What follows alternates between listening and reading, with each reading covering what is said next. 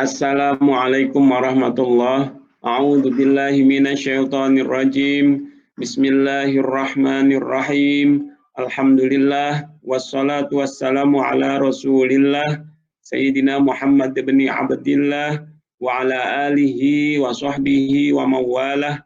Amma ba'du. Kepada yang terhormat jamaah pondok kita, semoga kita sekeluarga sehat walafiat, keberkahan rizki, dan dimudahkan urusannya oleh Allah Subhanahu wa Ta'ala. Selamat di dalam menjalankan agama, mengarungi dunia, dan selamat hingga akhirat kelak. Agenda malam Rabu, malam ke-22 Zulhijjah 1441 Hijriah, 11 Agustus 2020. Yang pertama, ngaji malam keempat kitab Safinatun Najah. Yang kedua, tanya jawab. Bismillah, mari persiapkan diri kita untuk menjemput ilmu. Mudah-mudahan Allah Subhanahu wa Ta'ala meridhoi niatan kita semua. Amin ya rabbal alamin. Kepada Kang Yus kami persilahkan. Assalamualaikum warahmatullahi wabarakatuh. Alhamdulillahi rabbil alamin. Wassalatu wassalamu ala asyrafil anbiya'i wal mursalin. Sayyidina wa maulana Muhammadin wa ala alihi wa sahbihi ajma'in. La hawla wa la quwata illa billahil aliyyil azim. Amma ba'du, yang saya hormati rekan jamaah pondok kita pada pengajian kitab Safinatun Najah. Pada malam hari ini kita melanjutkan kembali pembahasan pada fasal makna la ilaha illallah. Namun sebelumnya, marilah kita sama-sama kirim hadiah suratul Fatihah terlebih dahulu. Bismillahirrahmanirrahim. Ila hadratin Nabiyil Mustafa Rasulillah Muhammadin sallallahu alaihi wasallam. Thumma ila arwahi jami' ikhwanihi minal anbiya'i wal mursalin. Wa abaihi wa ummahatihi wa azwajihi wa alihi wa dhurriyyatihi wa sahabatihi wa tabi'in wa tabi'at tabi'in wal awliya'i wa syuhada'i was salihin wal musannifin wal ulama'il 'amilin wa nakhusu khasatan tammatan ila hadrati sultanil awliya' Syekh Abdul Qadir Al-Jilani wa ila hadrati jami'il a'immatil arba'ah al-mujtahidin wa ila hadrati مصنف هذا الكتاب الإمام العلم الفاضل سالم بن سمر الحضرمي الشيخ الإمام الفاضل أبي عبد المعطي محمد نواوي الجاوي إلى حضرة الشيخ شريف هداية الله سنن بن جاتي شربا إلى حضرة شيخنا ومربي روحنا يا الحاج ميمون زبير يا الحاج جنيد أنس والحبيب هد بن محمد بن عمر بن يحيى اللهم اغفر لهم وارحمهم وعافهم واعف عنهم وأعلي درجاتهم في الجنة وأعد علينا من أسرارهم وأنوارهم وعلومهم وبركاتهم وكراماتهم ونفحاتهم في الدين والدنيا والآخرة. الفاتحة. أعوذ بالله من الشيطان الرجيم. بسم الله الرحمن الرحيم.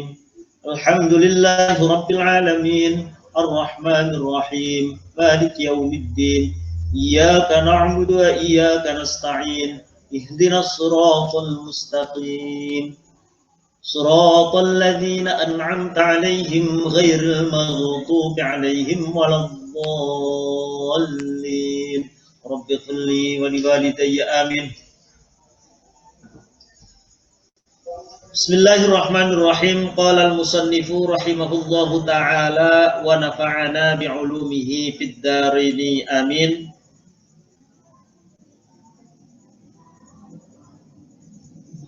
Pertemuan sebelumnya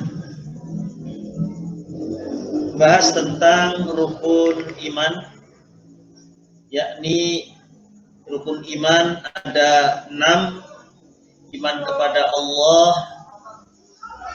iman kepada Rasul-Rasul Allah, yang ketiga iman kepada, pertama iman kepada Allah, yang kedua iman kepada malaikat-malaikat Allah, Yang ketiga, beriman kepada kitab-kitab Allah. Yang keempat, beriman kepada Rasul-Rasul Allah. Yang kelima, beriman kepada hari kiamat. Dan yang terakhir, beriman kepada qada dan qadar. Di mana qada dan qadar itu baik yang buruk, baik buruknya adalah dari Allah Subhanahu wa ta'ala. Khairihi wa syarrihi minallahi ta'ala. Baik dan buruknya qadar itu dari Allah Subhanahu wa ta'ala.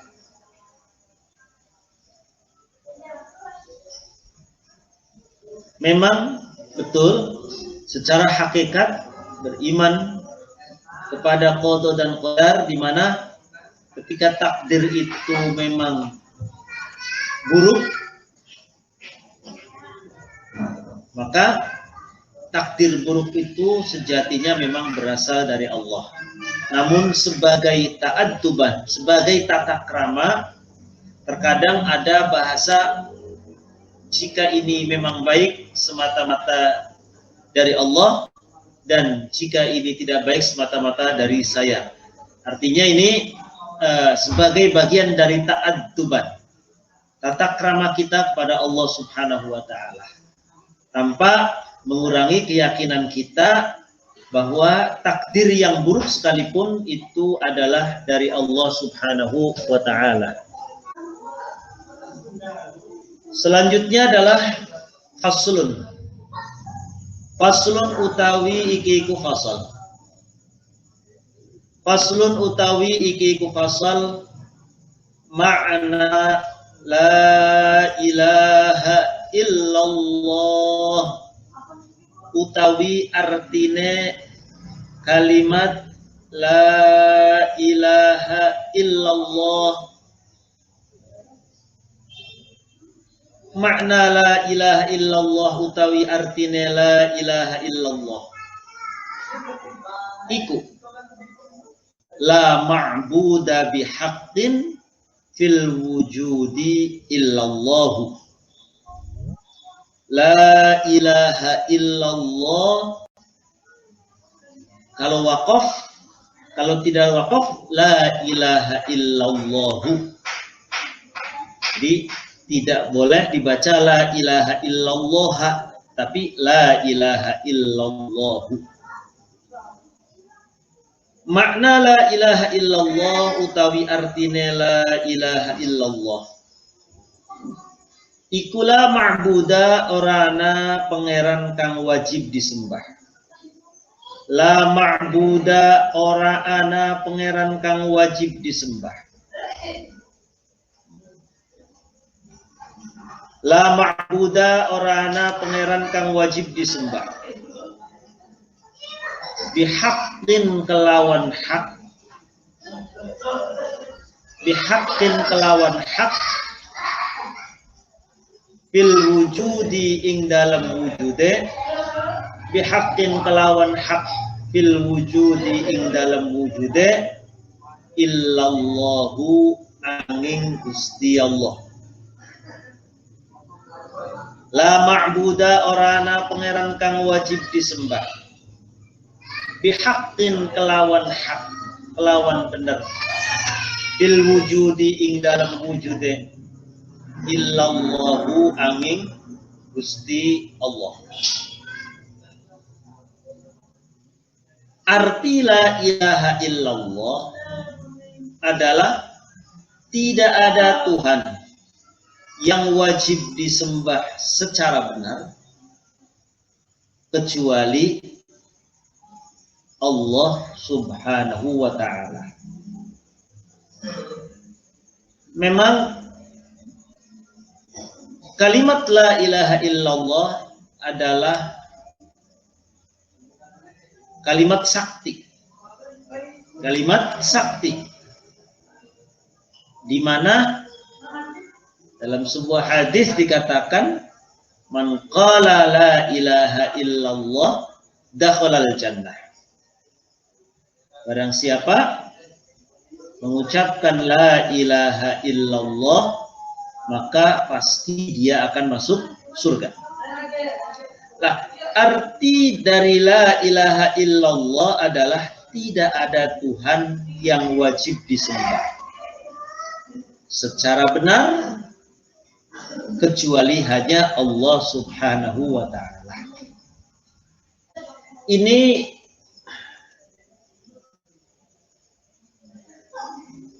menjadi bukti bahwa ada beberapa penganut-penganut agama yang menyembah selain Allah. Dan dengan adanya kalimat la ilaha illallah adalah sebagai bukti bahwa apapun yang disembah oleh orang-orang, oleh para penganut-penganut agama lain, maka menjadi tidak sah, menjadi tidak benar sesembahan itu. Oleh karena yang wajib disembah secara benar adalah hanya Allah Subhanahu wa ta'ala.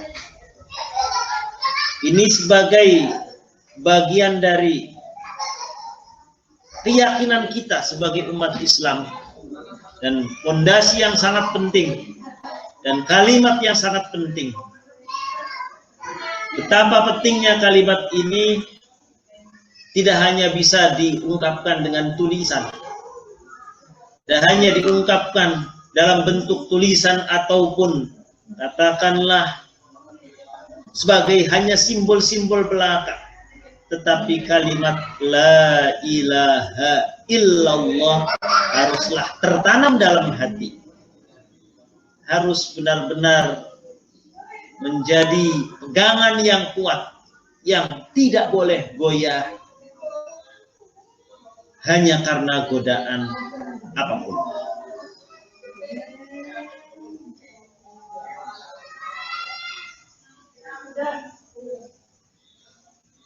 Tadi dikatakan, saya sedikit singgung bahwa lafaz illallahu itu harus dibaca hu, tidak boleh dibaca ha. Sebab dalam susunan gramatikal Arabik, kalimat la ilaha ataupun huruf la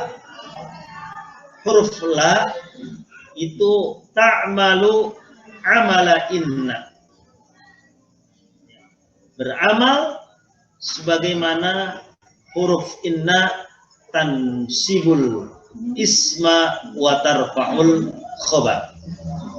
Jadi fungsi daripada la adalah untuk menegasikan kalimat yang dimasukinya. Sebagai contoh misalkan la rojula fiddari, la rojula fiddari, ini bermaksud menegasikan tidak ada satupun laki-laki di dalam rumah itu. Sama, tidak ada satupun Tuhan yang wajib disembah. Tadi la rojula fiddari illa, misalkan la rojula fiddari illa zaidun, maka tidak ada satupun laki-laki di dalam rumah kecuali hanya Zaid. Sama, la ilaha, tidak ada satupun Tuhan yang wajib disembah secara hak, secara benar, illallahu, kecuali hanya Allah. Ini maknanya berarti hanya Allah lah yang wajib disembah, hanya Allah lah yang patut disembah secara benar, yang lainnya tidak ada. Makanya lafaz illallahu ini menjadi rofa, dibaca rofa, hu menjadi badal dari mahalnya la dan isimnya, oleh karena sebagai ibtida. atau menjadi badal dari mahal isimnya la. Ini la ilaha ay la ilaha mumkinun. Atau la ilaha mawjudun illallahu, kecuali hanya Allah. Wa fadailuha. Sekarang keutamaan la ilaha illallah itu apa saja sih? Di sini dikatakan oleh yang disyarahi oleh Syekh Nawawi Banten, wa fadailuha la tuhsa minha, la tuhsa. Keutamaan la ilaha illallah itu sudah tidak lagi bisa dirangkum karena saking banyaknya. Ini menjadi kalimat sakti. Saya katakan tadi kalimat sakti. Dengan kalimat sakti ini, orang yang dia selama hidupnya mulai dari kecil, ia bergelimang dalam kekufuran. Lahir misalkan karena dia anaknya seorang kafir, anaknya orang kafir, maka akan mengikuti agama orang tuanya, kafir. Terus sampai kecil, sampai besar, dewasa, dalam kekafiran, bergelimang dosa. Gak sholat, minum arak, berzina, melakukan apapun. Apapun. Sampai tua, katakanlah sampai usia 80 tahun, dia bergelimang dosa. Dia dalam keadaan kafir. Lalu pada usia 80 tahun, katakanlah tinggal beberapa saat lagi dia meninggal dunia, akhirnya dia mengucapkan la ilaha illallah. Akhirnya dia mengucapkan la ilaha illallah. Maka dosa yang pernah dilakukannya diampuni oleh Allah. Dan dia berhak untuk masuk surga. Dia berhak untuk masuk surga. Man qala la ilaha illallah dakhalal jannah. Asal pengucapan la ilaha illallahnya tidak pada saat sakaratul maut. Misal tidak lagi tinggal matinya saja nyepot misalkan, baru mengucapkan la ilaha illallah. Ya tagharghar. Jadi dalam keadaan kemudian la ilaha illallah, kalau itu tidak diterima. Tetapi kalau sebelum sakaratul maut dia kemudian mengucapkan la ilaha illallah, maka itu menjadi tiket spesial baginya untuk mendapatkan surganya Allah. Qauluhu sallallahu alaihi wasallam, di antara faedahnya keutamaan dari la ilaha illallah, man qala la ilaha illallah thalatha marratin fi yaumih kanat lahu kaffaratun likulli dzambin asabahu fi dzalikal yaum. Rasulullah, barang siapa mengucapkan la ilaha illallah 3 kali di setiap hari, la ilaha illallah, la ilaha illallah, la ilaha illallah, 3 hari mengucapkan la ilaha illallah, kata Rasulullah, kanat lahu kaffaratun, maka bacaan la ilaha illallahnya itu menjadi pelebur dosa yang dilakukan pada hari itu. Kanat lahu kaffaratun likulli dzambin asabahu fi dzalikal yaum. Dosa yang dilakukan pada hari itu hangus, terhapus dengan ucapan la ilaha illallah 3 kali.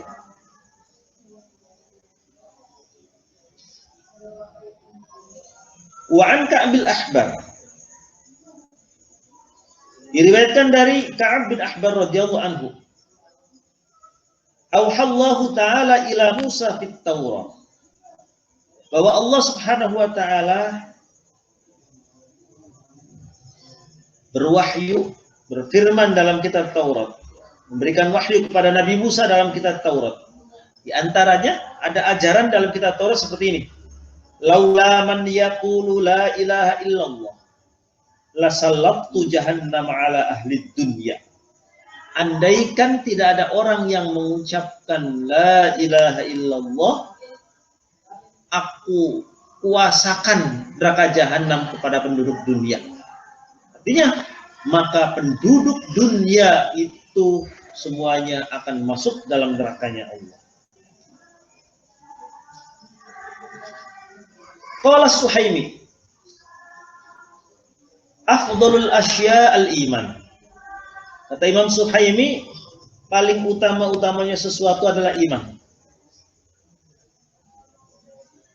Paling utama-utamanya sesuatu adalah iman. Wa huwa qalbiyun, dan itu bersifat hati. Wa afdalul kalam kalamullah. Paling utama-utamanya kalam adalah kalamullah. Wa afdaluhu al-Qur'an. Paling utama-utamanya kalamullah adalah Al-Qur'an. Wa afdalul kalami ba'dahu la ilaha illallah. Paling utama-utamanya kalam setelah Al-Qur'an adalah la ilaha illallah. Jadi paling utama-utamanya kalam, paling utama-utamanya sesuatu adalah iman.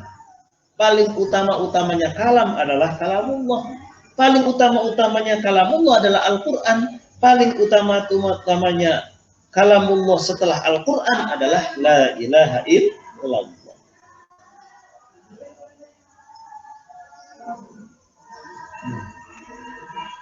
Makanya afdalul dzikri fa'lam annahu la ilaha illallah. Fa ya afdalu minal hamdi ala sahih.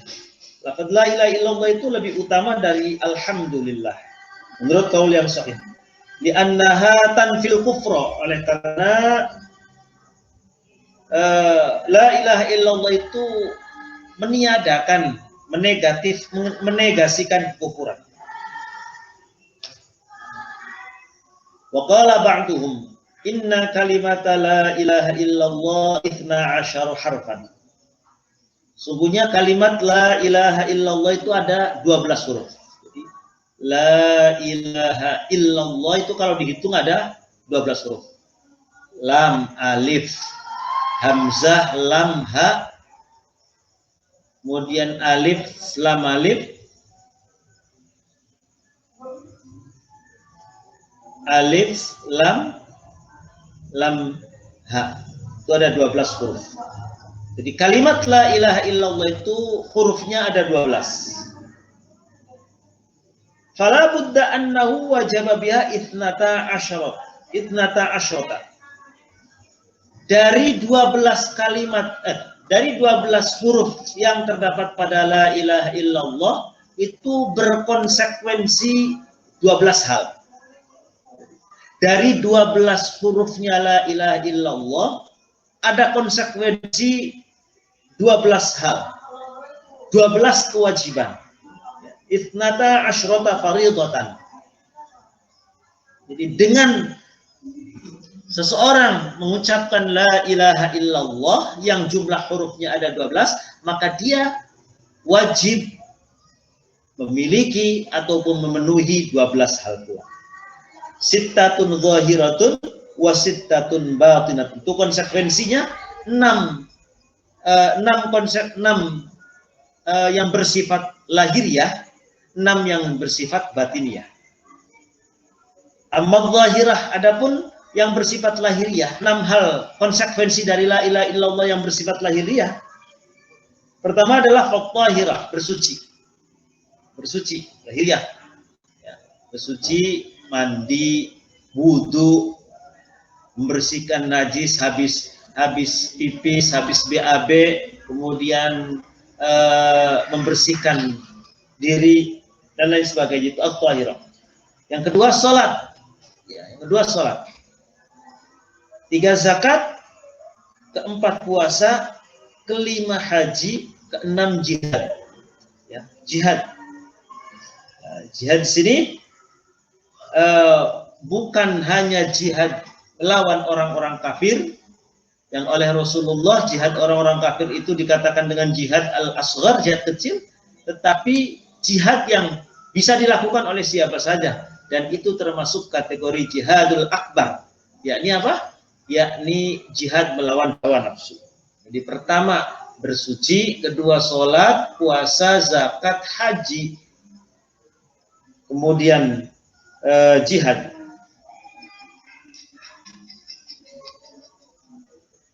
Itu 6 yang bersifat lahiriah. Lalu 6 konsekuensi yang bersifat batiniah, bersifat batin. Yang pertama adalah at-tawakkul. Tawakkul atau tawakal. Kita biasa istilahkan lafazannya tawakal. Padahal bisa tawakkul, bisa tawakal. Satu tawakkul atau tawakal. Yang kedua adalah at-tafwid, memasrahkan diri kepada Allah. Yang ketiga adalah sabar. Yang keempat adalah ridho. Yang kelima adalah zuhud. Yang keenam taubat. Jadi tawakal, kemudian tafwid. Nanti saya jelaskan apa perbedaan tawakal dengan tafwid. Yang ketiga sabar, yang keempat ridho, yang kelima zuhud, yang keenam taubat. Apa perbedaan antara tawakal dengan tafwid? Sepintas kalau terjemahannya hampir mirip. Tawakal ya pasrah, tafwid juga pasrah. Namun di sini ada perbedaan mendasar bahwa at-tawakkul, tawakal adalah thiqatul qalbi bil wakil al-haqqi ta'ala. Bihaitsu yaskunu 'an ittirabin 'inda ta'adzuril asbab thiqatan bimusabbibil asbab. Kepercayaan hati percaya. Kepercayaan hati akan Allah yang bersifat al-wakil. Hati percaya bahwa Allah lah yang sebaik-baiknya zat yang dipasrahi. Dalam arti hati tenang, hati tentram ketika tidak adanya sebab. Hati tenang, hati tentram ketika tidak adanya sebab. Punya pasrah. Pasrah, katakanlah ketika kita misalkan lagi mengikuti sebuah ujian ataupun ulangan, belajar sudah, berdoa sudah, lalu tawakal. Tawakal itu percaya. Hati percaya bahwa Allah, apapun yang ditentukan oleh Allah, itulah yang terbaik bagi kita. Hati tenang. Sudah kosong hati itu, tidak ada pikiran apakah nanti lulus ataukah tidak lulus. Sudah pokoknya pasrah. Percaya hatinya. Wa an Uwais al-Qarni annahu qala, dari Uwais al-Qarni. Uwais al-Qarni ini tabi'in ini ya. Tabi'in jadi yang hidup setelah Nabi Muhammad, artinya di zamannya para sahabat.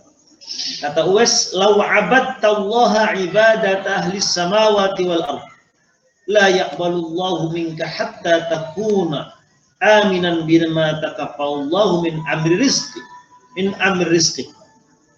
Kata Uwais, andaikan engkau menyembah Allah, andaikan engkau beribadah kepada Allah sebagaimana ibadahnya ahli langit dan ahli bumi.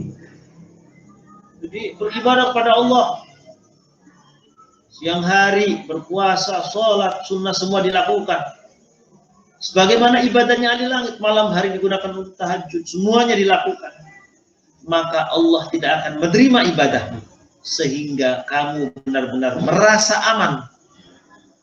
Sehingga kamu benar-benar merasa tentram atas tanggungan Allah Subhanahu wa Ta'ala, bahwa Allah akan memberikan rezeki kepadamu. Wa taro jasadaka farighan li'ibadati, dan engkau menempatkan diri, artinya melihat dirimu semuanya itu apa yang dilakukan adalah karena beribadah kepada Allah Subhanahu wa Ta'ala. Qala ta'ala fatawakkalu in kuntum mu'minin.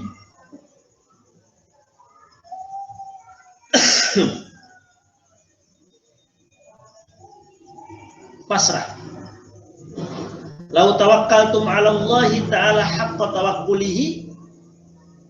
Wa qala sallallahu alaihi wasallam lau tawakkaltum 'ala Allah haqqa tawakkulihi la razaqakum kama yurzaqut tayr, atau kama yarzuqut tayr taghdu khumasan wa yaja'un wa taruhu bitanan wa hiya mumtali'ul ajwaf.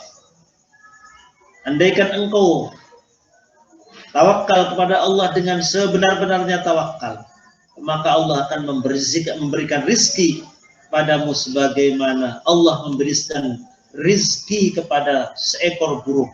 Pagi hari keluar dari sarangnya dalam keadaan lapar, sore hari pulang ke sarangnya dalam keadaan perut sudah kenyang.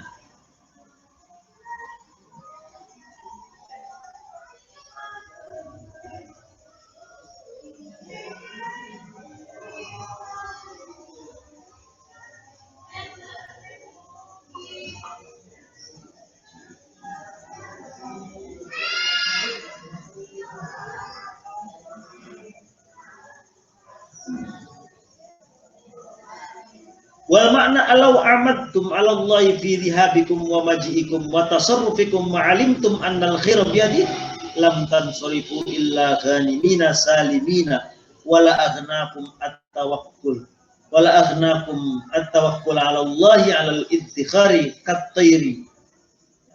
Jadi intinya, andaikan kamu segala aktivitasmu itu bertujuan kepada Allah,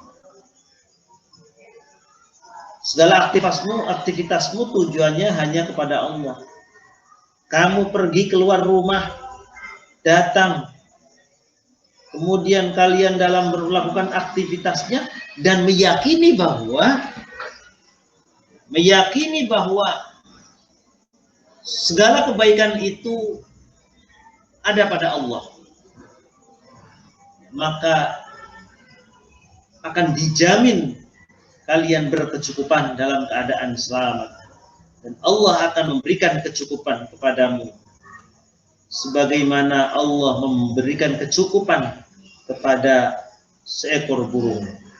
Lakinnakum i'tamadtum ala quwwatikum wa kasbikum, akan tetapi kalian semua tetap ketika berpasrah, bertawakal kepada Allah, kalian dalam keadaan menetapi, tetap bekerja, tetap melakukan ikhtiar lahiriah. Jangan semata-mata hanya berpasrah kepada Allah saja atau bertawakal kepada Allah saja. Warwiya'an ba'dil ulama inna asyaddal khalqi tawakkulan at-tayr. Diriwayatkan bahwa makhluk Allah yang paling tawakal itu burung. Burung itu makhluk Allah yang paling tawakal. Paling tawakal. Ya, dia keluar pagi hari dalam keadaan lapar, mencari makanan dengan keyakinan yang pasti, sehingga Allah ngasih rezeki sama si burung itu, sehingga burung dalam keadaan kenyang ketika pulang sore hari. Wa asyaddal khalqi tama'an annam, sementara Makhluk Allah yang paling tamak adalah seekor semut. Walaisal murad bitawakkuli tarkal kasbi bil kulliyah.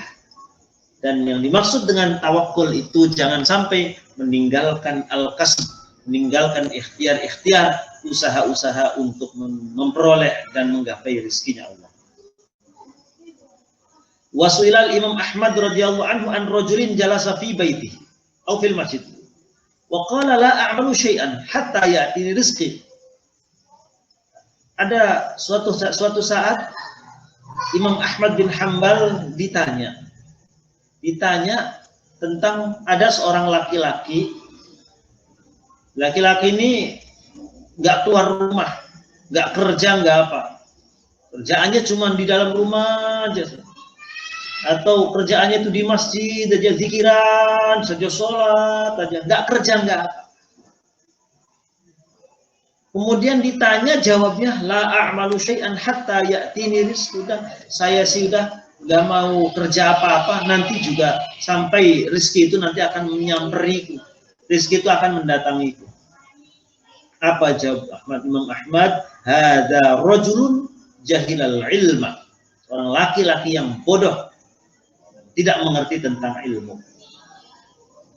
Oleh karena Nabi Muhammad mengatakan innallaha ja'ala rizqi tahta dhilli rumhi. Sungguhnya Allah Subhanahu wa taala menjadikan rizkiku, ya, rizkinya di bawah bayangan anak panah. Artinya apa? Artinya kita harus berikhtiar, kita harus berusaha, kita harus menjemput rezeki itu. Tidak kemudian tenang berada di rumahnya saja. Qauluhu at-tafwid tadi. Pertama tawakul, yang kedua at-tafwid. Tafwid itu bahasa terjemahnya adalah juga pasrah. Lebih pada at-taslimu lillah fi jami' umurihi. Pokoknya pasrah, memasrahkan kepada Allah di semua perkaranya. Semua permasalahannya dia pasrahkan semuanya kepada Allah. Wa huwa a'la minat tawakkul. Tafwid itu derajatnya lebih tinggi di atas tawakal. Jadi satu tingkat di atas tawakal itu namanya tafwid. Betul-betul pasrah. Apapun yang terjadi pasrah. Itu tafwid.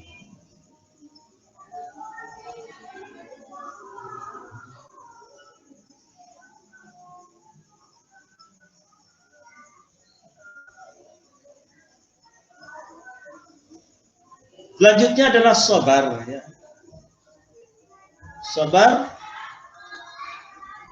Sabar itu habsun nafsi 'anil masyaq wa 'anil jaza. Menahan, sabar itu apa sih? Sabar itu menahan hati, menahan diri, menahan jiwa. Menahannya diri, dia mampu menahan dirinya dari segala masyaqqat, dari segala kepayahan, dari segala kesulitan yang dihadapi, dan dia juga menahan diri untuk tidak ngersula, untuk tidak mengeluh. Itu namanya sabar. Jadi kalau misalkan ada orang kelihatannya sabar, dia nerima, tapi masih sering berkeluh kesah. Orang tertimpa musibah, kelihatannya diem aja. Seakan-akan sepintas kayak orang yang sabar. Tapi tidak tahunya misalkan ada orang yang berkunjung, lalu dia curhat. Dia berkeluh kesah tentang masalah yang dia hadapi. Maka itu bukan lagi dikatakan sabar.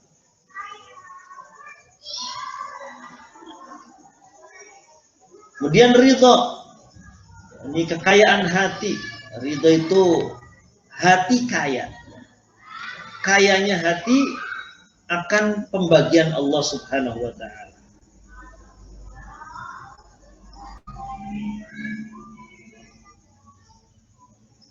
Qala ulama, ar-ridho tarkus sukhti. Ar-ridho itu tarkus sukhti. Dikatakan pula pengertian ridho adalah meninggalkan marah, murka. Itu berarti ridho. Sementara as-sukhtu zikru ghairi qada'illahi ta'ala, menyebutkan selain qada Allah. Bi annahu aula bihi, dia sebutkan, dia terangkan, dia sebut-sebut lebih baik baginya.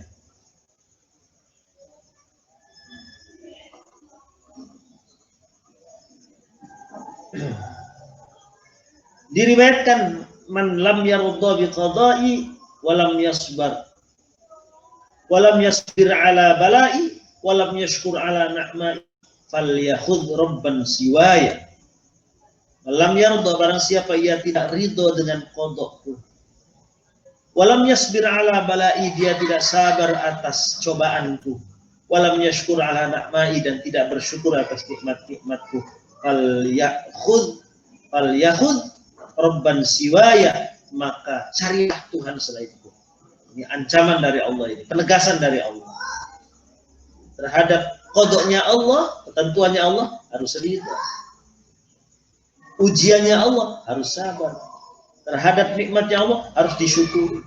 Sehingga lawan dari itu, dia tidak ridho atas ketentuan Allah, dia tidak sabar atas ujian Allah, dia tidak bersyukur atas nikmatnya Allah. Maka kata Allah, dah sana cari lagi Tuhan selain itu.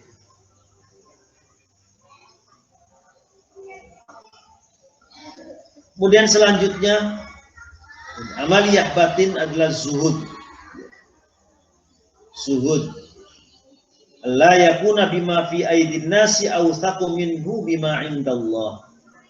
Jadi zuhud itu dia tidak menganggap apa yang dimiliki oleh orang lain itu, dia tidak menganggap bahwa apa yang dimiliki orang-orang lain itu lebih bisa menenteramkan dirinya daripada apa yang dimiliki oleh Allah. Jadi kalau dia masih merasa apa yang dimiliki oleh orang lain itu tidak membuat dirinya tentram, bahwa apa yang dimiliki oleh Allah itu lebih dari segalanya, maka belum dikatakan zuhud. Ya, ketika kita misalkan punya uang, punya mobil, lalu melihat orang lain mobilnya lebih dari kita, lalu kita ingin mendapatkan itu, maka itu bukan dikatakan zuhud.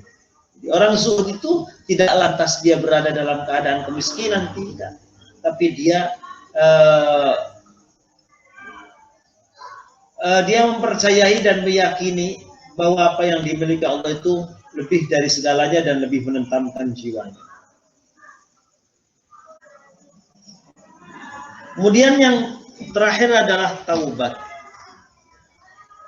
Ridho, zuhud, dan yang kelima adalah taubat. Ya. Taubat tentu dengan tiga persyaratan taubat. 3 persyaratan tobat. Yakni apa persyaratan atau rukun tobat? Yang pertama adalah al-iqla' 'anidz dzambi. Betul-betul dia berusaha untuk al-iqla'. Iqla' itu bedol. Jadi berusaha untuk mensudahi betul-betul mensudahi dosanya.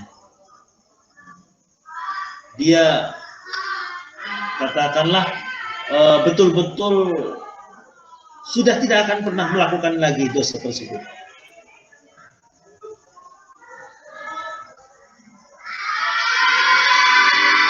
Yang kedua menyesal, yang mensudahi dosanya. Yang kedua menyesali dosanya. Dan yang ketiga berjanji bahwa dia tidak akan mengulangi kembali.